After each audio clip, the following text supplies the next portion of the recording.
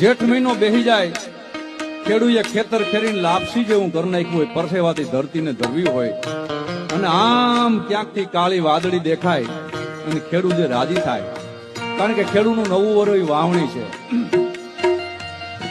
પણ વાદળપતિ તારી વાત અને ઈ જેઠ મહિને જોવાય, પછી મીઠું મીઠું આ ભેમંડાય એ ઈ તો માનો કેરી. જેઠ મહિનો બેહી જાય, ખેડૂએ ખેતર ખેરીને લાપસી જેવું કરી નાખ્યું હોય, પરસેવાથી ધરતીને ધરવી હોય, અને આમ ક્યાંકથી કાળી વાદળી દેખાય અને ખેડૂત જે રાજી થાય, કારણ કે ખેડૂતનું નવું વરસ વાવણી છે. પણ વાદળપતિ તારી વાત અને ઈ જેઠ મહિને જોવાય, પછી મીઠું